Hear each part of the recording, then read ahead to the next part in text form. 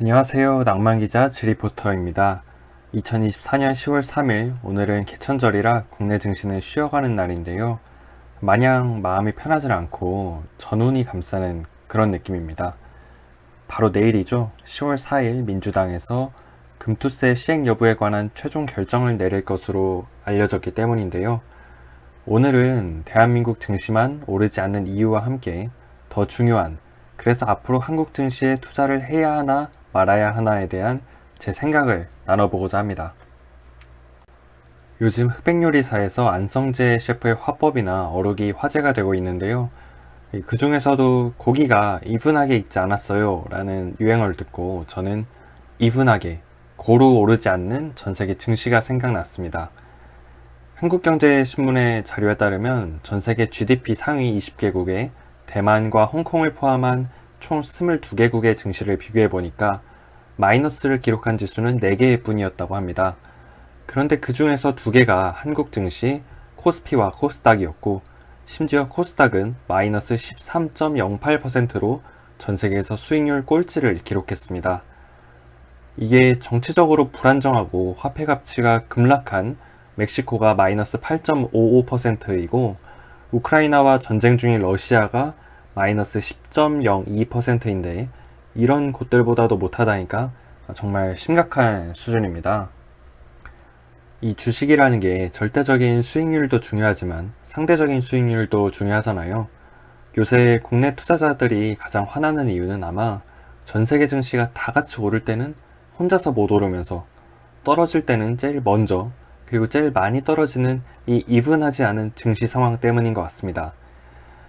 미국 증시는 원래도 좋았는데 최근에 빅컷 50bp 금리 인하를 단행하면서 더 오르고 있고, 몇 년 동안 빌빌대던 중국 증시도 역대급 경기 부양 정책에 힘입어서 폭등하고 있는 상황입니다.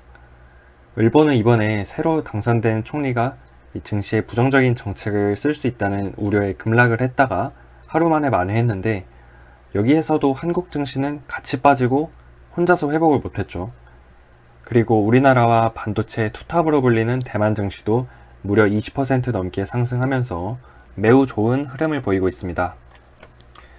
자, 그럼 도대체 무엇 때문에 한국 증시만 떨어지고 있는 걸까요?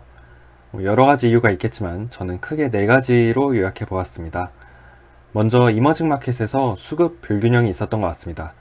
이게 어떤 뜻인지 말씀드리기 전에 우선 우리나라는 전 세계 증시에서 선진국 증시가 아닌 신흥국 증시, 즉 이머징 마켓으로 분류가 된다는 걸 아셔야 하는데요. 미국, 일본, 유럽 주식시장이 대표적인 선진국 증시로 분류된다면 중국, 한국, 대만 주식시장은 대표적인 이머징 마켓으로 분류됩니다.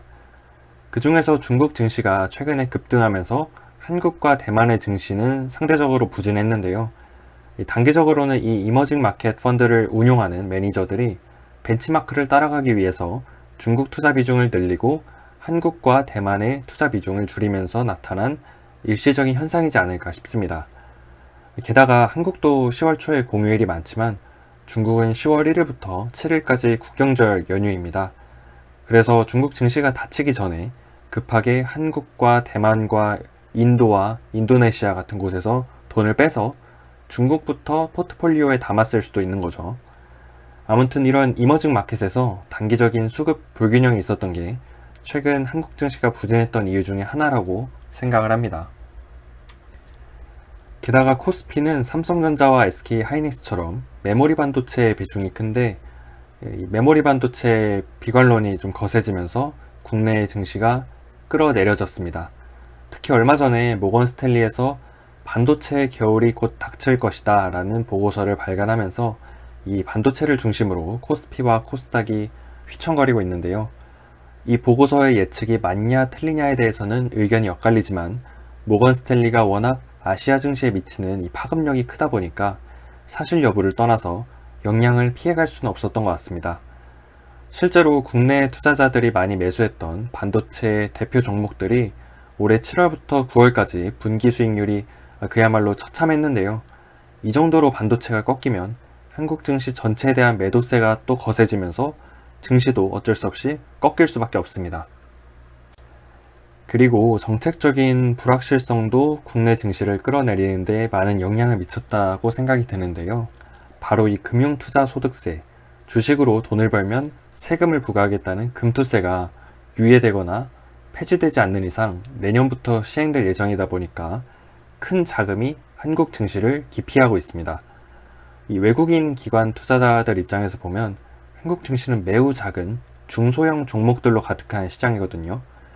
그래서 그나마 한국 시장에 투자하면 얻을 수 있던 메리트가 세금이 없다는 것이었는데, 이 금투세가 시행되면 큰 자금이 한국 주식시장을 떠나게 되고 반등은 더욱 어려워질 수밖에 없는 것이죠. 이와 관련해서 금투세를 주장하는 민주당 내부에서도 찬반 논란이 연일 이어지고 있는데, 올해가 끝나가는데도 명확한 입장을 내려주지 않는 게 가장 큰 불확실성으로 작용하고 있습니다. 주식시장에서 제일 싫어하는 게 불확실성이거든요. 그런데 이 금투세 때문에 개인 투자자들은 고통받고 있고 기관 투자자도 혼란스러운데, 정작 민주당에서는 이런 민심을 제대로 살피지 못하는 것 같습니다.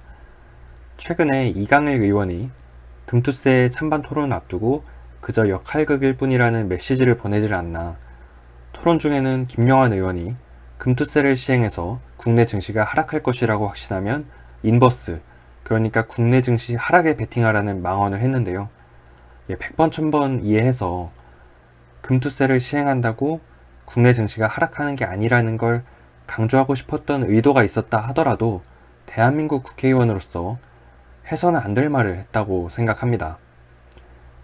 개인 입장에서는 주식 투자가 재테크 내지는 자산 증식의 수단이라 할지라도 국가적으로 봤을 때 주식시장은 거대한 자본이 산업과 기업에 적절하게 흘러 들어가서 경제를 부흥시키는 수단이잖아요. 아무튼 이 금투세가 지금까지 한국 증시의 발목을 붙잡았는데, 바로 내일 사실상 폐지를 전제로 한 유예하는 방향으로 흘러갈 가능성이 높다고 하니까 한번 기대를 해보겠습니다. 또 금투세가 주식시장에 불안감을 불러일으켰다면, 얼마 전에 한국거래소가 발표한 밸류업 지수는 투자자들에게 큰 실망감을 안겨줬는데요. 예전에 ESG 펀드가 한참 떠올랐던 것처럼 이 주주 환원 정책을 적극적으로 펼치는 기업들로 구성된 지수를 만들어서 자본이 투입될 수 있도록 만들어진 펀드인데요.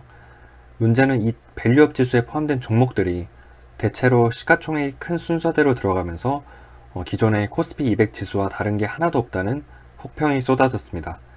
심지어 밸류업에 앞장섰던 금융주 대장 KB금융은 빠진 반면에 두산밥켓처럼 소액주주를 무시했던 기업들이 포함되면서 밸류업이 아니라 밸류업, 밸류 없는 지수라는 맹비난을 받기도 했습니다.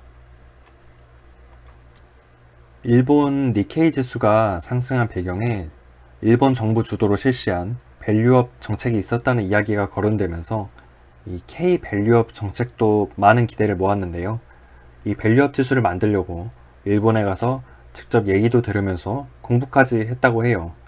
게다가 밸류업 하겠다 발표하고 후속 작업이 빠르게 진행되지 않는 점을 지적하니까 우리는 이거 10년, 100년 보고 하는 건데 왜 이렇게 재촉하는지 모르겠다, 이런 식의 입장도 밝힌 적이 있어요.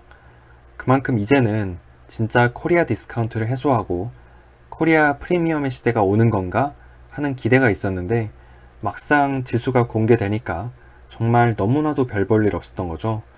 그래서 국민연금까지도 국내 증시를 떠나는 게 아닌가 모르겠습니다. 이렇게 국회의원과 국민연금도 무시하는 정책을 과연 국민들이 믿을 수 있을까요? 그래서 지금까지 이머징 마켓의 수급 불균형, 반도체 겨울론, 오락가락하는 금투세, 정체불명의 밸류업 지수까지 최근 한국 증시를 하락하게 만들었던 요인들을 점검해 봤는데요. 사실 저도 개인적으로는 요즘 한국 증시보다 미국 증시 투자 비중을 늘리고 있습니다. 몇 차례의 희망을 갖고 기다렸는데 경제의 체질은 진화하지 못하고 정책은 선진화되지 못하면서 자본주의에서 가장 중요한 신뢰를 잃었기 때문인데요. 그나마 관심 있게 보는 섹터는 은행과 증권을 중심으로 한 금융주인데, 사실 이마저도 금투세의 불안감과 밸류업 실망감이 해소된 다음에 들어가도 늦지 않을 것 같습니다. 좋은 것을 두고 굳이 좋아질지 나빠질지 모르는 걸 먼저 챙길 필요는 없잖아요. 이 끊임없이 하락하는 한국 증시와 계속해서 상승하는 미국 증시 사이에서 서학개미들은 동학개미들한테 이렇게 말한다고 합니다. 국장 탈출은 지능순이다. 하지만 저는 이렇게 정정하고 싶습니다. 국장은 탈출하는 게 아닙니다. 처음부터 발 담그지 않는 것입니다. 이렇게 말하니까 저 역시 한국 증시를 외면하고 미국 증시를 찬양하는 모양새가 되었는데요. 국내 증시를 떠나려 하는 저 같은 사람들이 땅을 치고 후회할 수 있도록 코스피와 코스닥이 세계에서 제일 잘 나가는 증시가 되는 날이 오길 진심으로 기원하겠습니다. 이상 낭만기자 제리포터였습니다. 감사합니다.